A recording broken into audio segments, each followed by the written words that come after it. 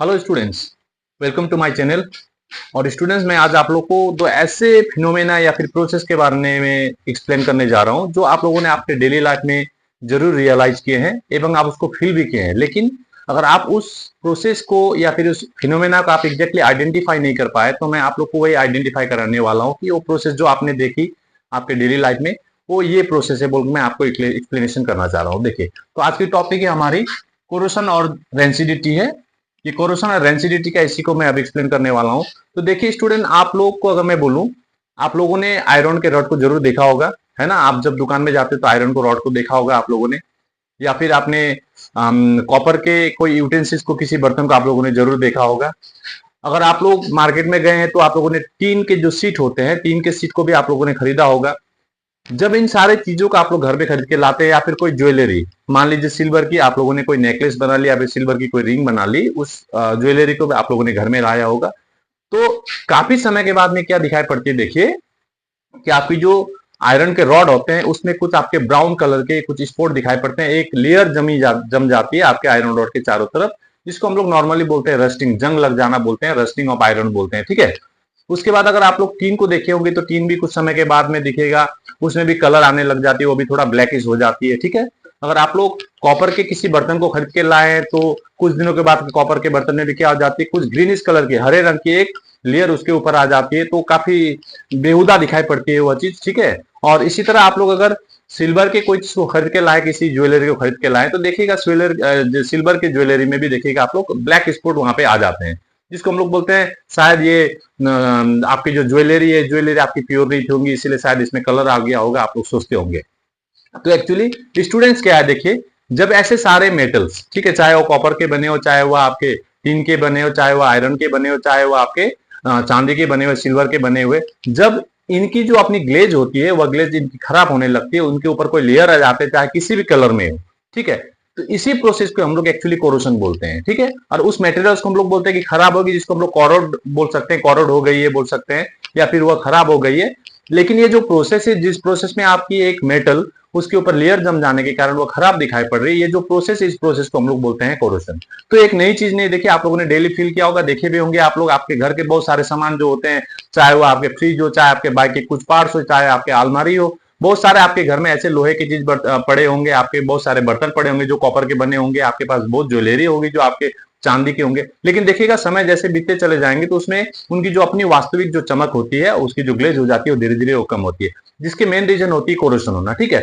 तो ये कोरोशन किस लिए हो रही है, देखिए, तो इनके लिए कुछ फैक्टर होते हैं, कुछ कंडीशन होते हैं, वे कंडीशन मिलने से ही आपकी ये मेटल में कोरोड हो सकती है या फिर मेटल में कोरोशन हो सकती है। तो स्पेशली क्या बोलने से, आपके एटमोस्फेयर में जो ऑक्सीजन होती है दोस्तों, ये ऑक्सीजन भी one of the important factor होती है। ऑक्सीजन भी इन मेटल के साथ में रिएक्शंस करके आपके मेटल को कोरोड कर सकती है, उनको खराब करने में ट्राई कर सकती है। नेक्स्ट होती है आपकी वाटर मॉइस्चर। आपके एटमोस्फेयर में जरूर वाटर मॉइस्चर होते हैं, आपको पता ही होगा, ये वाटर मॉइस्चर भी आपके कोरोड में हेल्प करती है। अगर इनके बाद अगर हम लोग बोलेंगे, हमारे यहाँ पे एटमोस्फेयर में आजकल तो एसिड रेन की क्वांटिटी बहुत बढ़ गई है, ठीक है। तो एसिड रेन जब आते हैं तो उनमें एसिड जरूर होते हैं। तो ये एसिड भी अगर एसिड मेटल के साथ में अगर रिएक्शन करे, या फिर आपकी मॉइस्चर हो जाए, या फिर आपके ऑक्सीजन हो जाए, ये सारे चीज अलग अलग से भी हो सकते हैं, एक ही साथ भी अटैक कर सकते हैं आपके मेटल के ऊपर।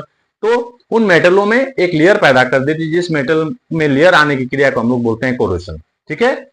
और इसको अगर आप लोग बचाना चाहेंगे तो आप लोग देखिएगा कि हम लोग जब कभी आयरन के पाइप खरीदते हैं या फिर आयरन के रड खरीदते हैं तो हम लोग क्या करते हैं, उसके ऊपर एक पेंट कर देते हैं। ये पेंट करने से ये कोरोशन रुक सकती है, या फिर कोरोशन होने के चांसेस काफी कम होते हैं पेंट से, ठीक है। ये पेंट करना एक तरीका है आपके मेटल को या फिर स्पेशली आयरन को आप लोग बचाना चाहेंगे तो फिर। और एक प्रोसेस होती है जिसमें हम लोग क्या करते हैं, आपके ऐसे मेटल्स के ऊपर या स्पेशली आयरन के ऊपर क्या करते हैं, जिंक का एक लेयर लगा देते हैं। जस्ता का एक लेयर लगा देने से भी उसमें आपकी किसी प्रकार की कोरोशन होने के चांसेस नहीं होते हैं। और ये जो जिंक का लेयर हम लोग किसी आयरन के ऊपर लगा रहे हैं, इस प्रोसेस को हम लोग बोलते हैं गैल्वेनाइजेशन, ठीक है।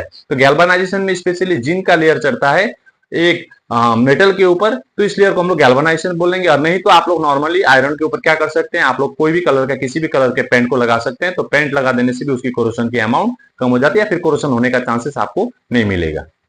नेक्स्ट है आपका रेंसिडिटी, ठीक है। रेंसिडिटी से तो और आप ज्यादा वाकिफ होंगे। देखिए स्टूडेंट्स, आप लोगों ने आप लोग जब स्कूल में जाते हैं या फिर आप लोग कहीं रास्ते में जाते हैं या फिर आप लोग कभी टूर में जाते हैं तो सबके आपका मनपसंद चीज क्या होता है? आपको पैकेट लेना होता है कुछ, ठीक है, रास्ते में खाने के लिए। वह पैकेट हो सकता है आपके चिप्स के, हो सकते हैं आपके कुरकुरे के, हो सकते हैं आपके टेंगो के, किसी भी प्रकार का इस प्रकार के प्रोडक्ट को अगर आप लोग मार्केट से खरीदते हैं तो ये जो प्रोडक्ट होती है, देखिए ये प्रोडक्ट में एक्चुअली मैं अगर आलू चिप्स की बात करूं तो देखिए पोटैटो चिप्स होती है, चाहे वो लेज में हो या किसी चीज में हो। ये पोटैटो चिप्स जब बनाया जाता है तो पोटैटो चिप्स को फ्राई करने के लिए हम लोग आपके अनसेचुरेटेड कुछ फैट होते हैं, ठीक है, कुछ अनसेचुरेटेड फैट या फिर कुछ ऑयल में, जैसे सनफ्लावर के ऑयल हुए, आपके कॉर्न के स्पेशली ऑयल, या फिर आपके कॉटन सीड के कुछ ऑयल होते हैं जो काफी सस्ती होती है। देखिए कॉटन सीड एक्चुअली ये अभी के मार्केट में अगर हम लोग चिप्स के रूप में बोलेंगे तो चिप्स बनाने के लिए सबसे ज्यादा यूज की जाती है। ये कॉटन सीड्स के जो ऑयल होते हैं काफी सस्ते होते हैं, जिनका काफी खराब इंपैक्ट जाता है हमारे ह्यूमन हार्ट के ऊपर, स्पेशली हमारी जो हृदय होती है इस हृदय के ऊपर इनका काफी गलत प्रभाव पड़ता है। देखिए ठीक है, इनकी ये कोलेस्ट्रॉल के अमाउंट को बढ़ा देती है, आपके हार्ट बीट को बढ़ा सकती है। इस तरह से हमें एक्चुअली ये चिप्स तो खाना ही नहीं चाहिए। फिर भी अगर आप लोग खाते हैं तो आप लोगों को मैं बता दूं रेंसिडिटी क्या होती है बोलने से, कि आप लोगों ने जब ये चिप्स खरीदे हैं उस चिप्स को बनाने के लिए जब पोटैटो के टुकड़े टुकड़े किए जाते हैं, आलू के टुकड़े टुकड़े किए जाते हैं, तो उन आलू को टुकड़ों को या तो फिर अनसेचुरेटेड फैट्स या फिर उनको ऑयल के ऊपर फ्राई किया जाता है, ठीक है। फ्राई करने के बाद उसको पैकेट में डाल के, आप देखते होंगे आपका पैकेट फुला फुला हुआ रहता है, तो पैकेट को फुलाने के लिए या फिर उस पैकेट में जो आलू चिप्स डाले हैं उसको खराब होने से बचाने के लिए उसके अंदर में नाइट्रोजन गैस को भरा जाता है। देखिए तो नाइट्रोजन जब तक है उस पैकेट के अंदर में आपकी वह चिप्स कभी भी खराब नहीं होंगी। लेकिन आप लोग देखिए अगर उस पैकेट में कहीं पे पिन लग गई हो या फिर कहीं पे छेद हो गए हो तो वह धीरे धीरे क्या हो जाती है, वह हवा सब बाहर निकल जाएगी, यानी आपका टोटल नाइट्रोजन बाहर निकल गया। आपकी जो अब वहां पे अंदर में जो चिप्स होगी उसका डायरेक्ट कंटेक्ट आ जाएगा ऑक्सीजन के साथ में और उसमें ऑक्सीडेशन की क्रिया होगी। और जैसे जैसे ऑक्सीडेशन की क्रिया बढ़ती जाएगी तो आप लोग जब चिप्स को खाएंगे वह चिप्स पहले आपकी कितनी हार्ड होती है ना, क्रंची होती है, लेकिन धीरे धीरे अब वह क्या होती है, काफी सॉफ्ट हो जाती है। उसकी जो स्मेल होती है वह स्मेल अलग हो जाती है एवं धीरे धीरे उसके टेस्ट भी अलग होने लगते हैं। तो एक चिप्स के पैकेट का देखिए इस तरह से टेस्ट अलग हो जाना, उसमें एक प्रकार की स्मेल आना, उसका जो क्रंचीनेस था क्रंचीनेस कम होकर वह धीरे धीरे सॉफ्ट में चेंज हो रही है, इसी प्रोसेस को हम लोग रेंसिडिटी बोलते हैं। तो आज के लिए इतना ही। आज मैंने आप लोगों को कोरोशन और रेंसिडिटी के बारे में पढ़ा। ये काफी इंपॉर्टेंट टॉपिक है, शॉर्ट है लेकिन काफी इंपॉर्टेंट टॉपिक है। तो आप लोग मेरे इस टॉपिक के द्वारा आप लोग रेंसिडिटी और कोरोशन को ध्यान से देखिएगा। Thank you, take care, bye bye.